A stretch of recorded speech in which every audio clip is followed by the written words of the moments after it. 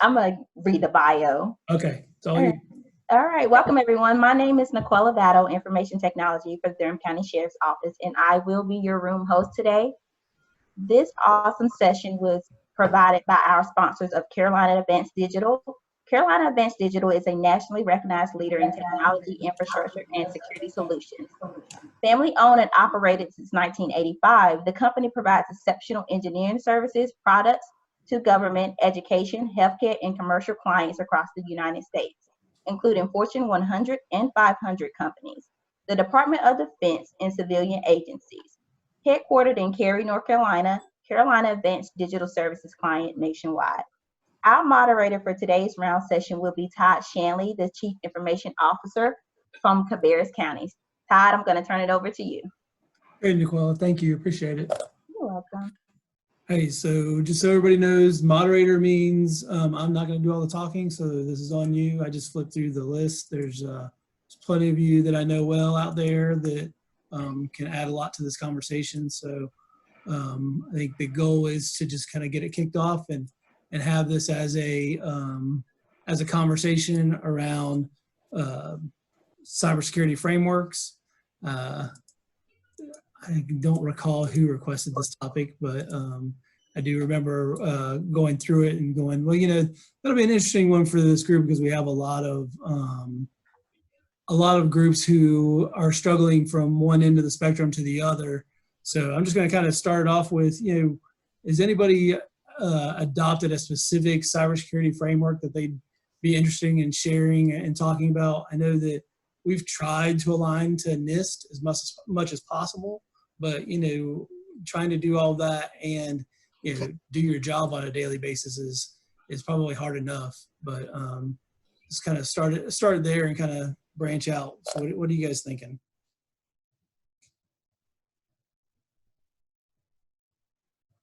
There you go. Hey, Todd. Chime in, Randy. Yeah, I saw you in there. Yeah, I was going to say CIS controls, you know, seem to be one of the most straightforward. And honestly, what we went through is just aligning our the budget items to the different CIS controls just to see, you know, what areas we could, you know, needed to expand and cover. But I will tell you that, yeah, the NIST 853 is what's coming from all angles, you know, from all the assessments and everything that we're seeing. So very interested to know how that's going to shape us as we have that for like the PSAP security assessments, election, everything else. Is that what you were talking about on the NIST side? Were you doing that? Yeah, I mean, basically that's what we did a couple years back, 3 or 4 years back. We downloaded that checklist, the alignment template, and went through that. And that was a fun time. That was kind of one of those eye-opening events where you feel like you have a lot of things kind of covered, and maybe we didn't. You know, you answered all of the questions, and I'm sure all of you do this because your finance department sends you the IT portion of the audit to complete every year, which we just got ours this week. And you look at it, and sometimes the questions are pretty deep, or the one that we received this month was, do you still take your tape backups off site? And I had to laugh at that one pretty good. So you have to wonder sometimes what type of auditor you're dealing with. That's a whole different conversation. Throw that out there.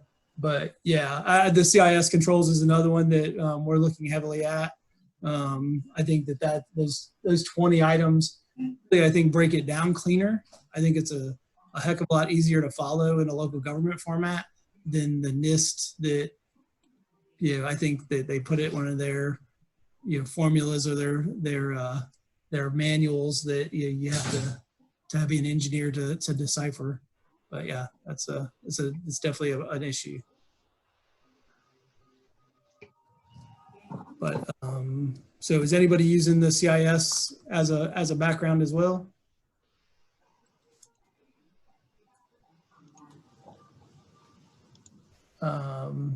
I can't. Let's see. I see Jason from Fayetteville is using NIST. Are y'all just doing the checklist, or have you integrated in with like an annual program? We have not here, so I'm not sure what others are doing. It's more of the just trying to keep up with that assessment, and I think what you're talking about aligning to budget goals, trying to make sure that that goes down. The yeah, that is definitely a struggle to try to figure out.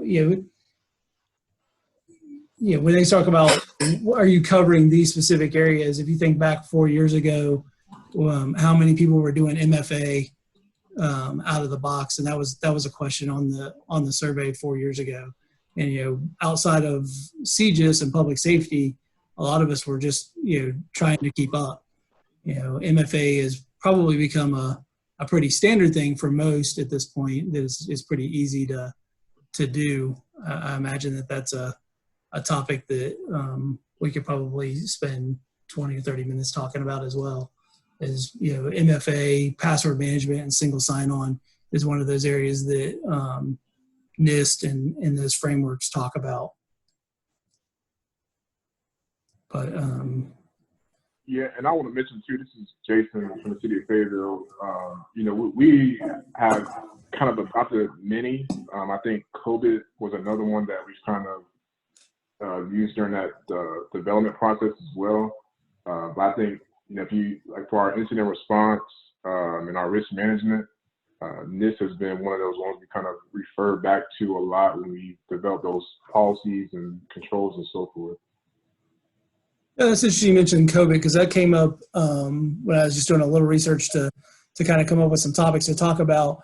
And I was surprised to see COVID kind of showing up as a cybersecurity, because I know that when it usually comes up, it's usually you're like IDLE or COVID or that type of ISO type framework. Did you feel like it covered? What's your experience on the cybersecurity side for the COVID piece? That was different.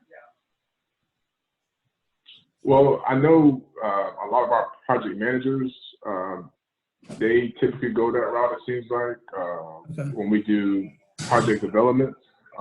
So it's more of a risk framework than, I don't know if you want to say a cyber framework. So it's more Gotcha. for risk management in that perspective than anything, I could say.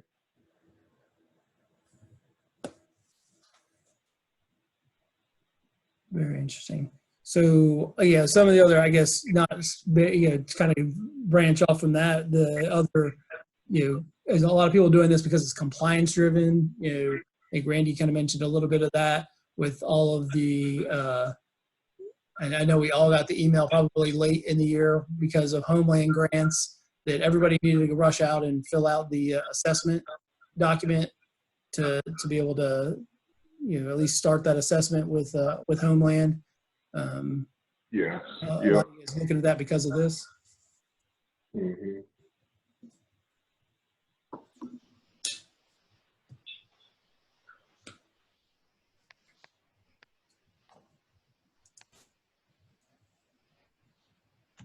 Yeah, for us in Onslow, it's kind of a combination of all that stuff. And also seeing, being part of the strike team and working with the National Guard guys, and seeing that, some of this stuff, going through that checklist is painful, like you talked about.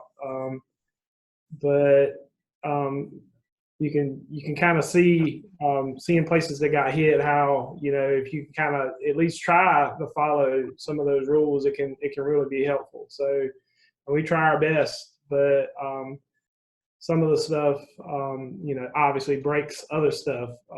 So we, like I said, we just try to do what we can as close as we can to that, to those guidelines. So yeah, thanks, Ted. That's true. That's definitely it's a give and take, isn't it? You feel like you try to do one thing for cybersecurity, and then you get kicked in the tail by the business unit for breaking something else. Yeah, does anybody have any a story they'd like to share about trying to align to a cybersecurity thing and then maybe getting kicked in the teeth for it? Those are always good stories to share to help others learn how to overcome some stuff. This is Talasi from the state of North Carolina. Not about any story to share, but I was curious about, you're talking about a lot of following so many things, but are you guys using any tool to help in making sure that you're compliant with those regulations, or is it just manually verifying with what it says to do?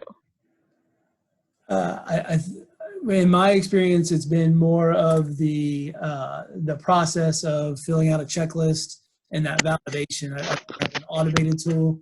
I know that NIST has I guess a downloadable tool that you could run. I have not tried that personally, but I have seen it out there. We went more with the self-assessment checklist type environment, and then we're also working with a consultant to kind of come in and help us work through those CIS controls to make sure that we're aligning and doing those pieces to, Okay. There's always having the third party come in and stamp it and validate that you are giving you that piece of paper at the end of the assessment. It has been helpful for an audit standpoint.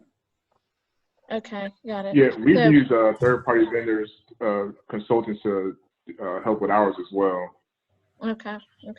So this is mainly you're talking about the organization-wise, whether you're certified in overall sense. Yeah, not on an application. You're saying versus application. Yeah, mine is more on the application side. Sure. One of the tools that we're currently using from I guess maybe to do some of that validation that you're talking about is a product called Security Scorecard, and we're using it to not only to measure it's primarily to measure our vendors. So we put different vendors in there to see before we do a contract with them, and it does give us some vulnerabilities, but it also allows you to do that self-assessment. So we did find that we had a couple areas where we have our web services hosted with a third party, and they weren't using, mandating HTTPS on a couple of the sub-sites, and then we were able to discover that maybe we could have found it otherwise, but we didn't. So that tool was helpful for us to do that and do that full assessment. So nice. It's a security scorecard, and you can do a self-assessment just by going to the website. Okay. Is any others use any kind of other tools that you know? Because we have a tool, but we have other customers also asking about other solutions available. My agencies, my group's responsibilities goes so far to always come up with solutions for the needs. So that's where I am. So our current solution in play is a tool called Fortify. This is a micro-focus tool for the application security, which is at the static, and also we have other tools for dynamic level. That's where we are. But my team, what it does is it continuously looks for other solutions out there. We look for the need to be fulfilled, at the same time cost effective. That's what two different goals that we have. At the same time, we invest our time in learning and knowing what other state agencies are in need of, what issues they have, and those kind of research stuff we work on. So I was curious if anybody else have something to feed into our work, if you guys are using any tools that could help our research.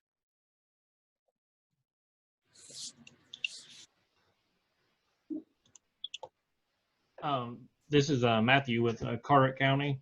I don't know if it's necessarily application based, but we do use Nessus to scan our whole environment. The National Guard also came to our site a while back, and they were also using Nessus to do their evaluation of our environment. Nessus works great for us. We have scheduled monthly scans that scan our entire environment. It gives us basically a checklist of all the stuff we need to fix. We spend that month fixing that checklist, so the next month we get a whole new checklist of things to fix. But it works out great, and I think it really helps us lock things down. And that's for the environment wise, right? For the overall environment checks. Yeah, so it scans our whole environment. It's our end user workstations, our servers, anything installed on them. Like we'll get alerts if like Java's out of date or Adobe or anything like that, and it will let us know to get those updated. Okay. How do you spell that again?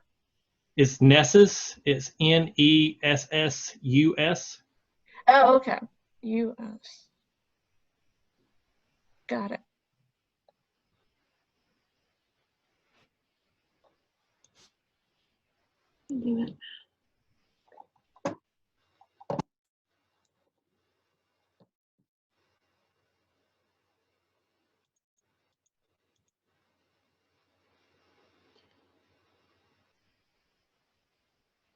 Thanks, Tulsi. That was a good conversation. So when you saw this on the agenda today, was there something that you had hoped that you would hear, or somebody that's out there hasn't spoken up? Is there something they wanted to talk about that they'd love to hear about? They want to, if they don't want to mute. I'm sorry, I wasn't watching the chat window. There's a couple chats in there. So yeah, thanks, Ted. Yeah, that's good. So yeah, check out that link that Ted put out there in the chat window. But yeah, is there anything that you guys were hoping that you would like to have focused on today, or you wanted to hear more about that other people were doing?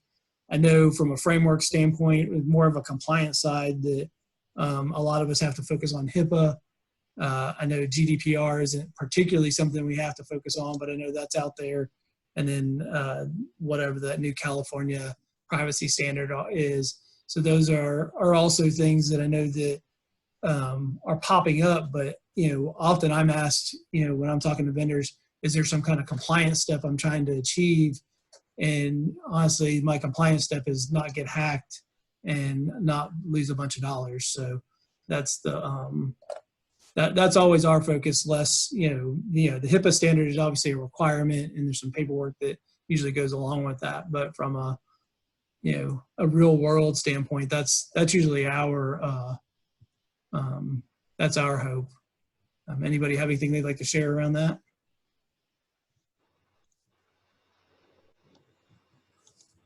Tim Faulkner over Lenore County. I know somebody said something about third-party vendors that they have for assessments.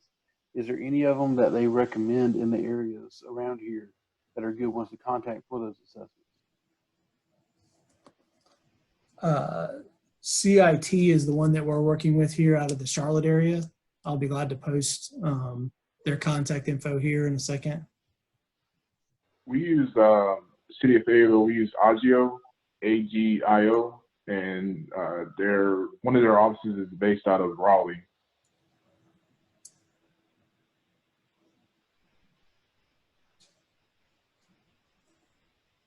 Carter County also uses Agio to scan our external servers. I'm going to put my email in the chat if y'all don't mind sending me emails with that information. Yep, no problem. And then I think going back to that other the other conversation, Tulsi was talking about my team. I was asking them, what were some of the tools they were using. The SSLLabs.com.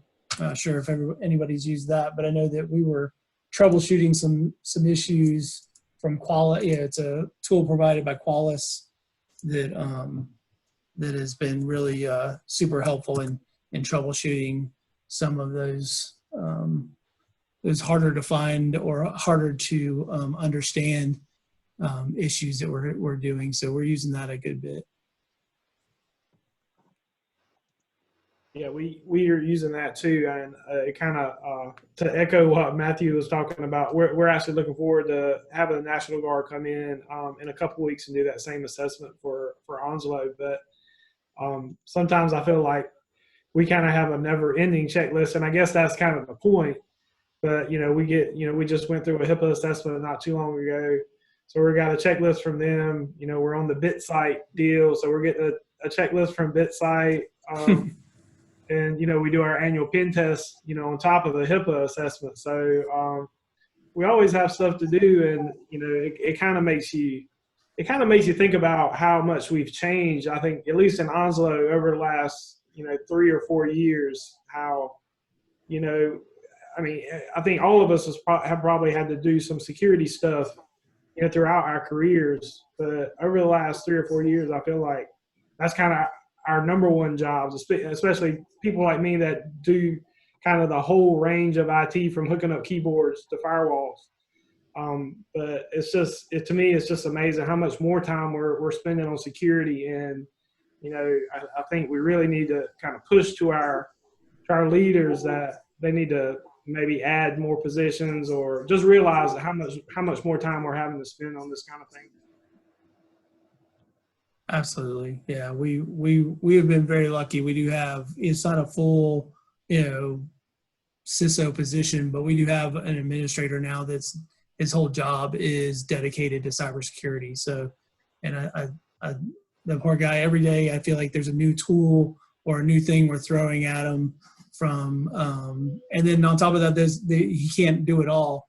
So that all kind of bled out of the day that our network engineer told us he was retiring, and the fact that when I went to our network supervisor decided he was going to retire, and I went to the network engineer and said, "Hey, are you interested in that job?" He said, "Sure, but how am I going to do all of this and keep the network secure? How am I not going to fail?" And that was his biggest fear, was how not to fail. And I thought that was a good assessment, and it really put me on the spot to try to make sure that my team wasn't going to fail from the get-go. So that's when we started looking at cybersecurity as a service, and have implemented that over the last 2 years. The first year we did it, we went with SecureWorks, and that process was very good. It did all those checks, and they were able to use Qualys as a tool to be able to provide you vulnerability assessments and tell you where your servers need to be patched, and then bug you a good bit about not when you failed or missed a server, because with virtual machines you have that sprawl. And this last year we migrated over to Arctic Wolf, so I can give you a plug for both of those services, and they're very good. So it allows me to sleep a little more at night. I don't sleep that soundly, but I do sleep a little bit more. I just was curious to hear if anybody else is using any third-party cybersecurity full-time. You're sending your traffic or your logs to them. Yeah, the Tom McGrath and the state guys blessed us with the iSensor, the SecureWorks iSensor. Yeah. And so we've been doing that for the last couple of years. It's another one of those things where it's kind of hard to imagine that we didn't have that. Yep. Like you say, it definitely helps me sleep at night, because it finds stuff that I don't want it to find. I don't care about sometimes. So we do get some false positives, and we kind of tweaking that somewhat. But I can't imagine us operating without something like that, or like you say, Arctic. We looked at Arctic Wolf too, because we're assume that someday they're going to decide not to let us have it. But, I think it's a great tool, and almost a mandatory thing nowadays in our current kind of state of things. Yeah, for sure. I agree, Ted.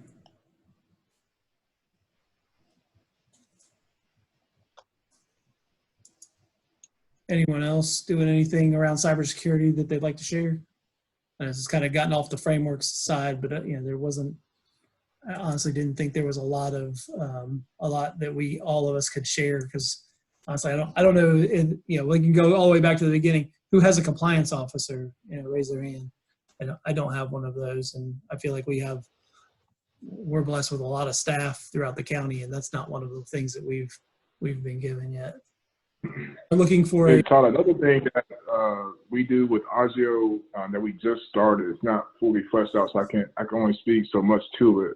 But they have a managed detection and response program that they offer as well.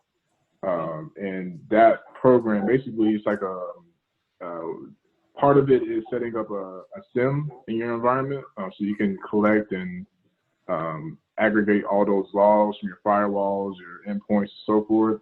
And then they manage that on their end as well, so they can set up alerts for you, and then notifications and so forth. So they're constantly watching your SIM. So on top of that, they have a package that you can add to it where if an incident did occur, they will be with you. Well, first they will notify you, of course, based on how you set it up with your triage, and then they'll also be there helping you respond to that incident. So I know, a lot of us have limited capacity. I'm actually the only dedicated security person for the city of Fayetteville. So it's definitely been a lot of assistance for me. In the case an event did occur, it wouldn't just rely on me and a few other teammates. We also have, a third-party vendor that knows our environment well enough that they can help us respond. Yeah, no, I think that's a great point. Yeah, that's that concierge service, to have an extra set of eyes, to not feel like you're flying solo out there, Jason. I agree. I think that's super helpful.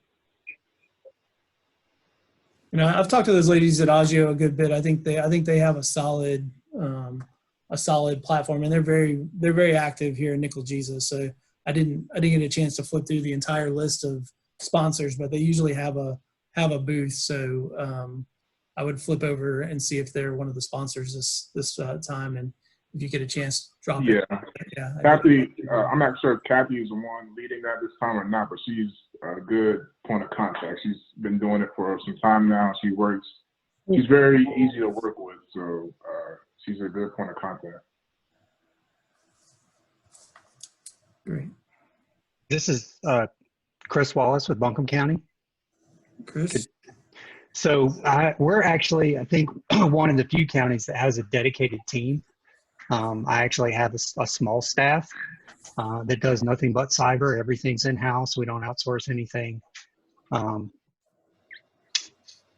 We use Tenable.io, which is the cloud-based version of Nessus. We have our own SIM on site. We do our own IDS, IPS management. That's all integrated into our firewalls. So, I think Lisa, it looked like Lisa is on here from Wake. I think she has a very similar setup. Mostly Russ at MEC has the same deal. So Russ has got a team. Yeah, it seems that, we're a top 10 county. We're not as big as MEC or Wake, but we've been kind of fortunate that we were able to shift some staff around and had some experience on staff. I try not to talk too much in these things because it seems like most everybody else is in a different place. It seems like most of the counties are lucky if they have one person. Usually it's the network admin that also does tech support and does security and maybe does the website, and it's kind of you're a jack of all trades kind of thing. So we're kind of in a different spot. One thing I would recommend is for everybody, if you're not already a member of the MSISAC, join that. They do, it's run by CIS. I'm actually on one of the working groups for the CIS controls, which is, again, that would be the first one I would recommend. They actually created a bunch of sub-controls recently, and you can fit those sub-controls based on your org size. So you might only need to do 2 sub-controls of the first control. If you're small, if you're medium sized, they might recommend 3 or 4, that kind of thing. They have a CAT tool, which is an assessment tool that you can download and run against your machines. They have hardening standards you can test your machines against, and you can adjust your group policies or whatever to match those hardening guidelines. All of that kind of stuff. Plus, they'll monitor your external IPs for you. Of course, there's the BIT site that the state's done recently for self-monitoring. That's a good resource. They'll set you up for free if you're a municipality. Trying to think of what else is free. Those are probably the two big ones. Of course, the MSISAC is also the one that does the annual review for the DHS grant stuff that they're asking everybody to do. So those are all good resources. Chris, were you there when you created that team? Yeah. So I was in a weird position, and I'm a complainer, I guess. So I complained about it a fair bit. The fact that we didn't have anybody focusing on security, and worked with our IT director to kind of build out a group, and I got to handpick people, which was nice. So you basically pulled in existing resources that were cybersecurity minded on each of the other support teams. Yeah, we did a basically a $0 upstart. We used funds that did get spent on other projects to kind of buy some tools. We took mostly operations staff. I was actually the only person that came from an applications background. So we a couple of network guys. Basically the two guys that were already doing the firewall, we took the firewall with them. Our trainer, IT trainer, he's doing kind of half IT training and half security. He does, of course, all the security awareness training for us. We took our previous service desk manager who's actually doing GRC, which I know that came up earlier, was risk assessments. We're actually, that's on my FY21 Christmas list as a tool to be able to do vendor risk assessments. Basically, you send them a link and they go fill out a document, as well as being able to track when we have third-party assessments and do all the framework mapping, all that's automated. The traditional way of doing it with a self-checker, which is usually built out of Excel, is painful. It works, but tracking everything in Excel documents is not fun.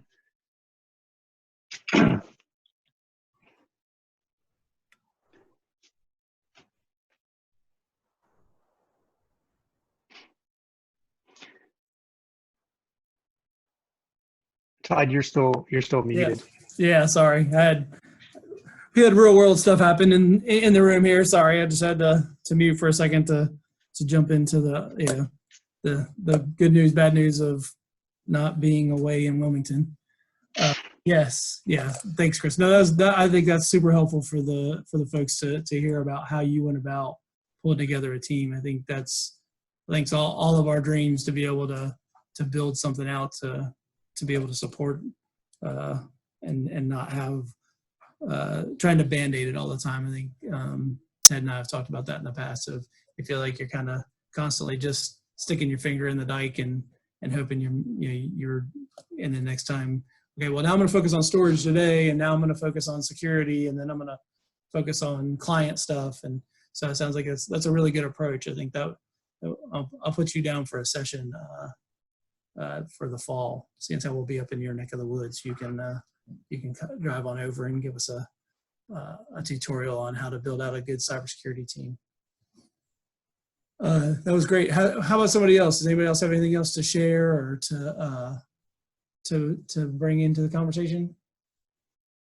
Hey, so this is Lisa Jones with Wake County. So Chris kind of beat me to it. Obviously, Chris and I talk quite a bit, and I've worked with them in the past as they were building out their security team. Wake County is probably one of the oddities. We've actually had a security team since about 2004. Although back then, the purpose of that security team was a little bit different than it is today. But I will put in a couple of shameless plugs for some free resources. So we are also a member of MSISAC and do take advantage of all of the resources they have available. US CERT also has quite a few services out there specifically geared toward state and local government. So also a good place to go. SANS also is another really good resource if you're focusing on like policy type work. They have entire policy catalogs that are great starting points if you're just trying to get policies pulled together or need examples or just a good starting place to work from. And what is that you said for policies? A good place to go? So that it is SANS, and I'll actually, if somebody hasn't beat me to it, I'll post it and link to it in the chat. That would be great. You mentioned SANS. That kind of takes me to another thought. So I give their catalogs a good bit with their training and things like that.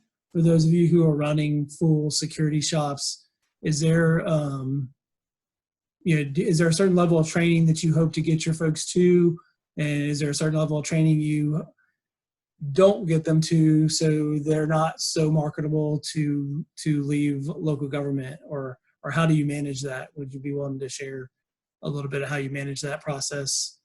As soon as you get a CISSP, they become very valuable and hard to keep on in local government if they're not been here a while. So I'll answer that again. I'm lucky. Again, I'm in an area where we're not in a technology hub. So being able to get an IT job that actually pays fairly well and has benefits is not that easy. That's a good point.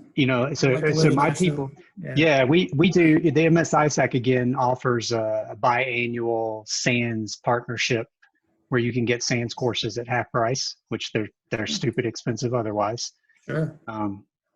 So we've been doing that the last couple of years. In fact, I've got three of my team are taking SANS courses right now. One's doing a blue team, one's doing purple team, and one's doing red team. So we're hoping to do our own pen test going forward on off years when we don't pay somebody else to do one. Lisa, on the other hand, can't keep staff because she's in Raleigh and RTP. Yeah. So you train somebody and they jump ship. Yeah, I'm not sympathizing with Chris at all on this. I was gonna say. I mean, we are in a very competitive market. So sitting right on the outskirts of RTP, where you have global headquarters for everything, private industry pays much better than state and local government. So it's a challenge not only to find the right resources, but keeping them is also just as big an issue for us. One of the areas where we really struggle is trying to find someone that has an appropriate level of experience that isn't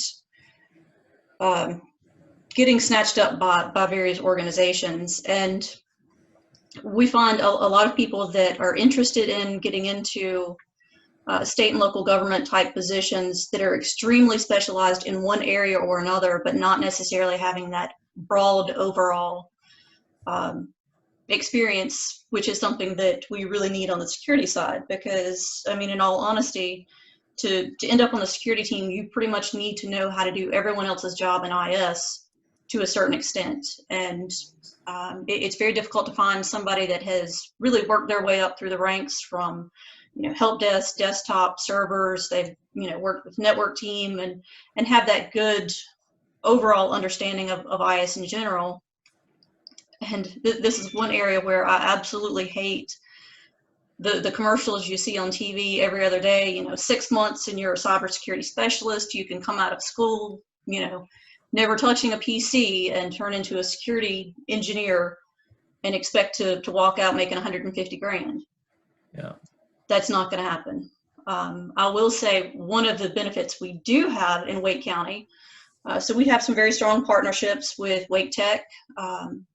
So when we're actually looking to bring somebody in that is willing to learn, or looking at possibilities for doing internships or apprenticeships, which is another thing that Wake County is just starting to kind of dive into, that gives us another avenue for potentially getting someone in that is willing to learn, that maybe has gone through the coursework and is potentially going to want to grow and stick with an organization.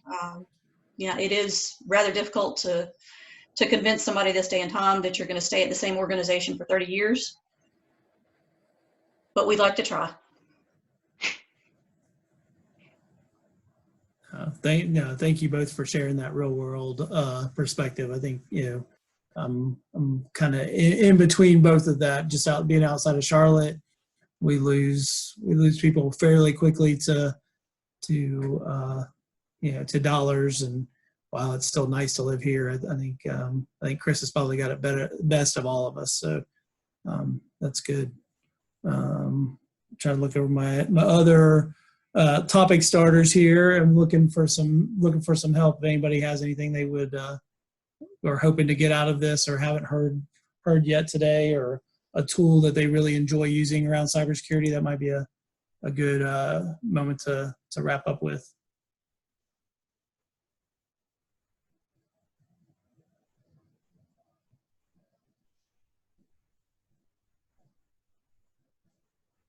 Todd, it sounded like you guys have implemented multi-factor authentication, and I heard you say it was really, really easy and no problem at all. So can you tell us right. how that worked out for you? Yeah, that went really well. Actually, to be honest with you, it was a complete nightmare when we had somebody trying to do it without that dedicated person managing it. It was really hard, but once we had transitioned someone new into that cybersecurity role and being able to say, okay, this is the only thing I want you to work on for the next couple, weeks. He was able to deliver very quickly with using Duo. And we also use Centrify, now called Adaptive, as our single sign-on platform. So we've been using Adaptive which was Centrify, about 5 years. We bought it because it was for the single sign-on piece of that, it obviously forces some websites and some other things where if they don't do single sign-on, you can force some single sign-on in the back for web apps, and also gives you that application portal that really gives us the ability to extend our network. If you think back 4 or 5 years ago, that was the apps that weren't in the cloud or cloud accessible were a little bit harder to get to, so it extended our on-prem services to people who were traveling or not in the building as much. So between that, but the Duo piece of that and standing up Duo was really the thing that put us over the hump on that. And again, having somebody focused on it and saying, okay, I don't want you to do anything else until we get through this, was really the key. I mean, we did multi-factor for the CJIS side using 2FA for years, and that's gone really. But other than that, we're still I think we're in good shape. I think from that side, and just quashing all of the it's helped us quash all of those hijacked accounts when we went to Office 365. I think that was the thing that we were experiencing, with some of our DSS people clicking on phishing emails and having their accounts hijacked from somebody in, West Africa, like every other day. So that was seemed to be an ongoing occurrence for a little while there. Awesome. Hey, Todd, you mentioned Duo for the multi-factor authentication. I'm not sure if you can share or not, but did you have any issues with pricing? Or I know we've looked at that briefly. I know that the pricing was a little high. I don't know if that was just a reseller you were working with, or is that just a common thing? Jason, I'll go back and look at it and see what we did there. But yeah, it wasn't too bad. It was something that we were able to make work. It became one of those things that we weren't being successful just trying to make it work with the Microsoft out of the box, and that's why we moved to the Duo option. Okay.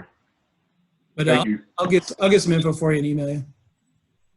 Okay. So in Wake County, we actually do have a Duo installation that we're predominantly using for system administrators to enforce multi-factor for server and workstation logins. But for the majority of Wake County users, we actually use a platform called Optimal IDM that has a very attractive cost model. So most of your MFA vendors out there and solutions are all per user per month type pricing. With Optimal, they actually do their charging based on relying parties. And so we ended up with Optimal being probably 60% cheaper than if we were going to license Duo across the entire organization. Now there are some limitations to it.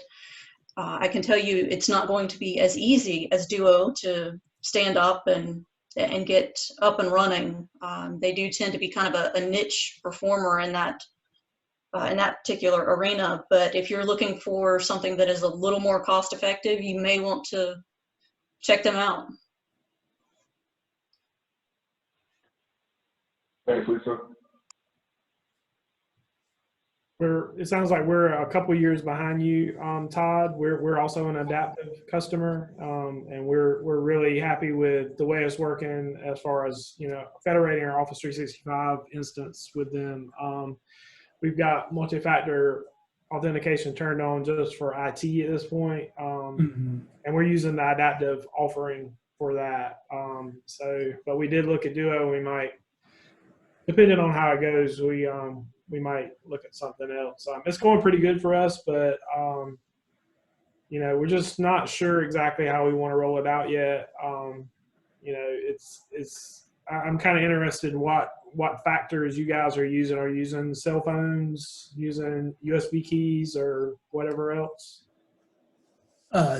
For us, I have the Duo app on my phone. I like that. You obviously can use a couple different pieces, but the Duo app rather than the texting feature seems to be, our office is in the basement. I can see you have a window, so I'm jealous, but yeah, the idea of making sure that you always have a signal for a text down here in the basement can be problematic. So that piece for us is pretty much the gold. But you do get a lot of pushback from end users when you're not, it's not a county stipend phone and things like that. You get that argument a lot, and we try to be creative about our offerings, or try to explain to them, well, it's not a requirement. We don't require you to log into your email or your stuff from home. If you're choosing, or you need to do this while you're traveling, this is what the majority of it's for. So you guys just require MFA when users are off the county network? For the most of our staff, yes. Our IT staff are all the time. So like when I log in the morning, it's MFA all the time. Cool. So we use Azure MFA as part of our enterprise agreement. It's rolled out to everybody, including board members. Anybody that has a county email account has MFA. We also do conditional access, so on-prem, no MFA, off-prem, MFA for everything. Anything that's cloud-based, basically. So your email, if you log into SharePoint Online, any Office 365 type stuff. We also do integrated single sign-on with the MFA capacity for our ERP. We use an Enterprise Smart Sheet, same thing for that. Anything that will integrate into Azure SSO allows us to do the conditional MFA for that as well, which has worked out great. I know Microsoft's not always the cheapest option. They like to sell it as, well, it's free, and yeah, it's free. It's baked into the your absorbent cost of E3. Yeah, I was going to say, are you G5 or G3? E3 only, or G3. Yeah, I'm still used to the commercial. So, yeah, G3. We actually switched to. We were doing regular G3 initially with the Enterprise Mobility and Security add-on. Okay. We switched to Microsoft 365 G3 rather than Office 365 G3, which includes the Windows license. And I don't know that area, it's outside my area, but yeah. Basically we have Office 365 G3 for most everybody. We do have some shared workstations and like some detention detention center staff and all that have an F1 license, so they have web only. And then we have the EMS stuff that's added onto that, because mostly we did it for the conditional access, but it also gave us Intune for MDM, that kind of thing. Factor wise, we allow SMS, phone call, and software token. So you can use we usually use the Microsoft Authenticator app, but you can really use any Authenticator app. From a security standpoint, I would promote hardware tokens and soft tokens first. SMS and phone are better than nothing, but easier to manipulate. I'm trying to think of. Well, what if they strap? What if the patrol officer is strapping the software token into his car next to his laptop? You mean it's hardware token? Yeah. Sorry. Yeah. So yeah, I mean, was just being facetious. That's what we found. They were tie wrapping it right to the device. We're like, well, this defeated the complete. Yeah, we've absolutely had that discussion on my team. So YubiKeys are the big thing, but people want to get the little tiny YubiKey that you don't have to remove from your laptop. Well, at that point, it's not a factor anymore, right? Exactly. Yeah. It's just a dongle on the device. Yeah. So, I mean, I like the software token. There are some man-in-the-middle attacks against those that have come up, but most of what we all see is spray attacks. Not really. None of us are really targeted per se. Right.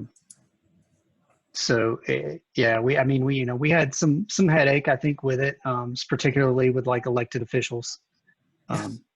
But they all have county devices, they all have county phones. Same kind of thing with, you can't make us get a county, you can't make me put the MFA app on my personal cell phone. Well, yeah, if you don't have a county phone, you probably don't need email outside of work hours. So, right. If you want email on your phone, then you're going to have to put the MFA app on your phone. It's not a requirement. Chris, do y'all do that by policy? Is that something you stated in your policy? So I know that's something that's come up for us too. So define policy. It's unwritten policy, undocumented, sure. Yeah, a guideline. A sheet of paper nobody actually reads. So they've been working on. We've had this mobile device group that's supposed to be determining who gets a mobile device, who gets a county device, if they're required to have it, what the requirements are, and we can't really build the IT piece of it until they get the business side of it nailed down. So we've just kind of been doing it. We don't have anything official that says we're going to do it. We just tell people, if you want your email outside of the county walls, then you're going to have to put the MFA app on your phone, or you can use SMS if you'd rather not have the app, whatever.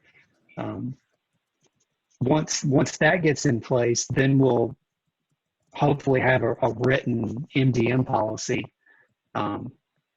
which, if you have a county phone, it's easy, right? Because the county owns the device, you don't own it. So we can, the county can do whatever they want with it. And we get all those pre-enrolled at this point.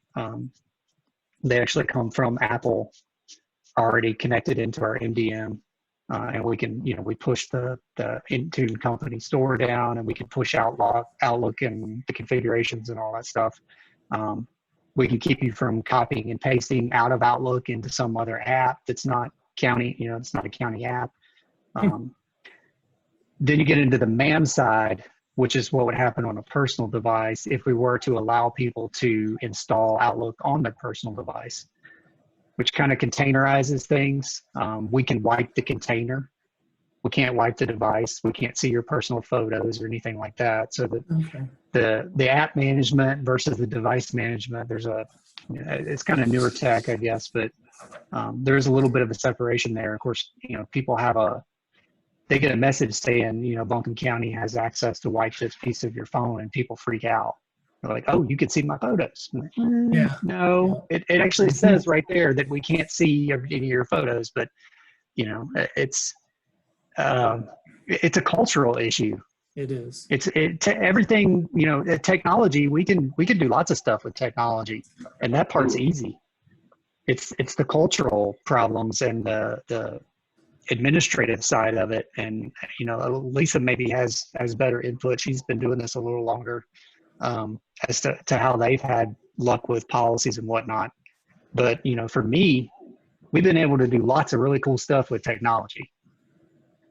The NCSR, when I do that, we get graded really low because we don't have any policies. We have all the technology. We just don't have any paperwork that says that we can actually do it. Gotcha. That's true. Well, we have policies coming out our ears, and users still can't find the policy that applies to them. So I don't know which is worse. Yeah. Or the way around it. We all have problems. Yeah. Do you guys know that there is a mandate statute which relates to this security and cybersecurity of applications and environments, and it also talks about the CIOs of whether it's a state or city or county are responsible to come up with the policies to support the cybersecurity and security of various areas, whether it's a network or overall environment or configurational wise or even application code wise. It doesn't matter in an overall sense. You know how general statutes are. They always come up with a broader sense, but then it leaves the responsibility on the CIOs to come up with the policies on the different areas to support it.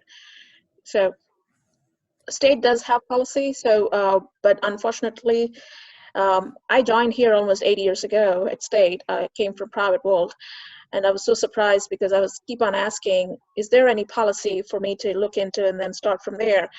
But nobody really pointed me to any policy. It sounded like there was no policy at all, and that's how I understood. And then just a few months ago, our state's chief security officer pointed me to a policy, and I'm like, oh, there is a policy.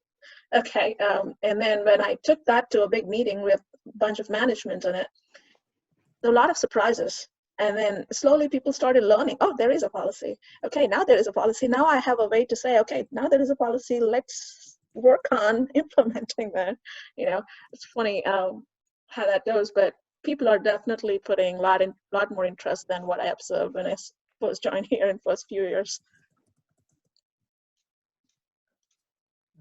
Your point about the policy, we address it from a, we have an appropriate use policy, and it's kind of a blanket cybersecurity, everything you can do and can't do with your computer policy. So, we alter it and tweak it every couple of years, but we feel like if we get too many documents out there, like you're talking about with the state, nobody knows they exist and they don't follow them. So it becomes like general statutes. So, yeah, no, I think that's good. Nicole, I think we're probably out of time if I'm looking at the clock right, if I remember what the session is. That's correct, because we started at 2:47. Okay, cool. Well, I thank everybody for their great input. I hope the session was helpful for all y'all. And just to put in a plug that we are doing a session tomorrow about election cybersecurity, and Maria Thompson from DIT, Jessica Nye from the FBI, Tom McCrath, who was mentioned earlier from Department of Public Safety, will be on. Brian Neesby from the State Board of Election, and Tori Crass, Lieutenant Colonel Barron from National Guard, and Sean McCluskey from Homeland Security will also be on that session tomorrow. So that'll be a good one to get any of your crazy questions answered, and we'll try to give some good options. So yeah, good luck. All right. Thanks, Todd. everyone. All right, see y'all later. Thanks, Todd. Everyone, please be sure to go to the Thank you. exhibit hall and visit the virtual exhibit hall. Thank you.